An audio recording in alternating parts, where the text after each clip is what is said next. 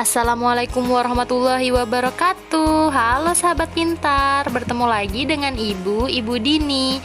Pada video pembelajaran kali ini kita akan membahas tentang kaitan PKN dengan pembelajaran IPS dan mata pelajaran lainnya.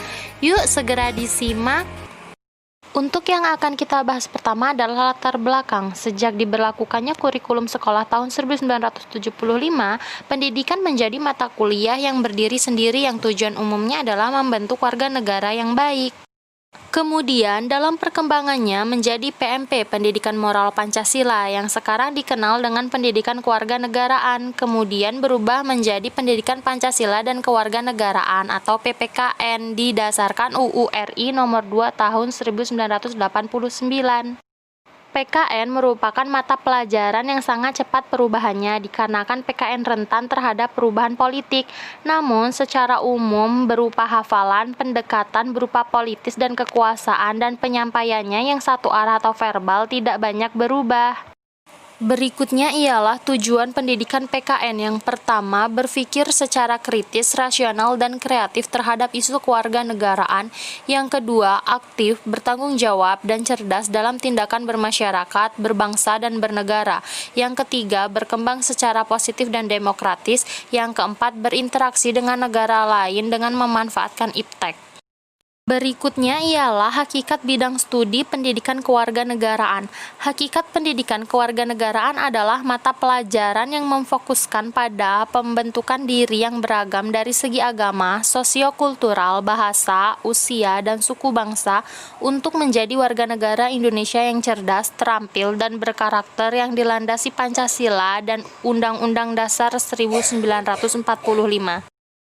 Oleh karena itu, bidang studi pendidikan kewarganegaraan diajarkan kepada mahasiswa agar nanti ketika menjadi guru dan mengajarkannya ke siswa SD, diharapkan agar siswa tersebut bukan hanya mengetahui dan menghayati tentang nilai-nilai moral Pancasila, namun dapat mengamalkan pengetahuan, sikap, dan perilaku tersebut sesuai dengan tingkat kematangan siswa SD. Karakteristik bidang studi pendidikan kewarganegaraan. Mata pelajaran pendidikan kewarganegaraan menuntut lahirnya warga negara dan warga masyarakat yang Pancasila, yang beriman dan bertakwa kepada Tuhan Yang Maha Esa, yang mengetahui hak dan kewajibannya, menyadari pentingnya melaksanakan kewajiban-kewajibannya yang didasarkan oleh kesadaran dan tanggung jawabnya sebagai warga negara, tidak mencemari air dan tidak merusak lingkungan. Hal tersebut berhubungan dengan landasan konsep yang mendasari pendidikan kewarganegaraan, yaitu manusia sebagai makhluk ciptaan Tuhan dan insan sosial politik yang terorganisasi dengan tujuan agar rakyat Indonesia memiliki kemauan dan kemampuan untuk A. Sadar dan patuh terhadap hukum atau melek hukum. B. Sadar dan bertanggung jawab dalam kehidupan berbangsa dan bernegara atau melek politik. C. Memahami dan berpartisipasi dalam pembangunan nasional. D. Cinta bangsa dan tanah air.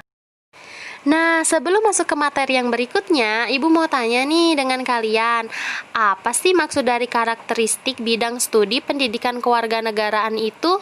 Ayo dijawab yang tahu ya.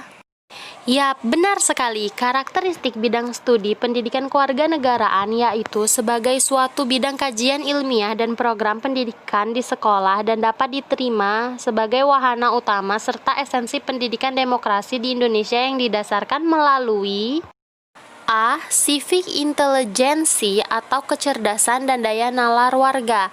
B. Civic responsibility atau kesadaran, hak, dan kewajiban sebagai warga negara. Dan C. Civic participation atau kemampuan berpartisipasi baik individu maupun sosial. Ada 3 kompetensi yang hendak diwujudkan melalui mata pelajaran pendidikan kewarganegaraan. Yang pertama, kompetensi untuk menguasai pengetahuan kewarganegaraan tentang pemerintahan, konstitusi, dan hubungan luar negeri. Yang kedua, kompetensi untuk menguasai keterampilan kewarganegaraan tentang sikap dan pemecahan masalah. Yang ketiga, kompetensi untuk menguasai karakter kewarganegaraan tentang penerapan nilai budi pekerti, demokrasi, HAM, dan nasionalisme dalam kehidupan berbangsa dan bernegara. Nah, selanjutnya kita akan membahas tentang keterkaitan pendidikan kewarganegaraan dengan IPS nih. Ada yang tahu nggak ya keterkaitannya apa aja? Keterkaitan antara pendidikan kewarganegaraan dan IPS, serta bagaimana keterkaitan itu terjadi? Bagaimana ya? PKN dan IPS secara historis memiliki keterkaitan yang kuat. Bidang studi PKN menurut kurikulum tahun 1994 diberi nama Bidang Studi Pendidikan Pancasila dan Kewarganegaraan adalah bagian dari bidang studi IPS. Bidang studi PKN mengajarkan erat kaitannya dengan Pancasila dan Undang-Undang Dasar 1945 dan hal-hal yang menyangkut warga negara serta pemerintahan. Adapun disiplin geografi, ekonomi, dan sejarah menjadi bidang studi IPS. Setelah kita mempelajari hubungan PKN dengan mata pelajaran IPS, maka kali ini kita akan membahas tentang hubungan bidang studi pendidikan kewarganegaraan dengan mata pelajaran lainnya. Hayo, ada yang tahu nggak? Yang tahu langsung cung ya tangannya.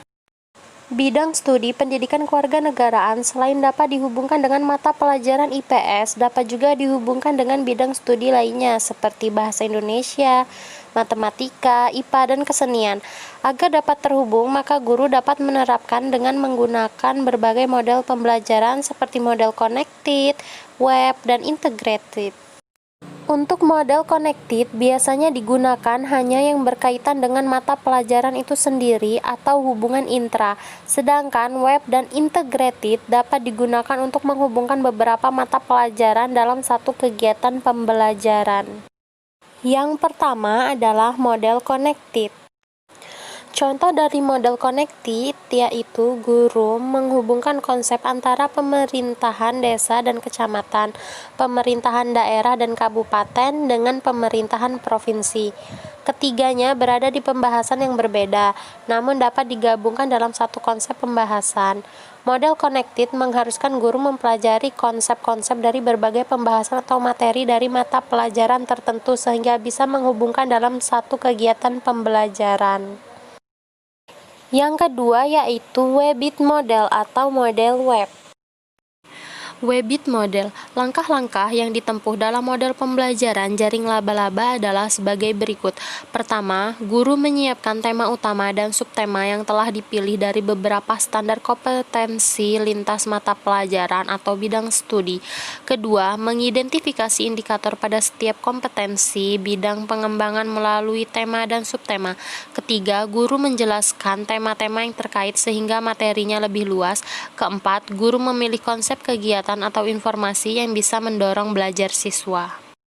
Contoh dari Webbit model, misalnya dengan menggunakan tema lingkungan dapat menghubungkan berbagai mata pelajaran, di antaranya IPA yang membahas bentuk energi dan manfaatnya yang ada di sebuah lingkungan, bahasa Indonesia yang membahas tentang membuat ringkasan tentang lingkungan, PKN membahas tentang tenggang rasa dalam sebuah lingkungan, dan matematika yang membahas tentang benda-benda di sekitar yang berbentuk bangun datar sehingga memudahkan anak memahami konsep dari berbagai mata pelajaran dalam sebuah pembelajaran. Oke, masing-masing model punya kelebihan dan kekurangannya masing-masing ya sahabat pintar.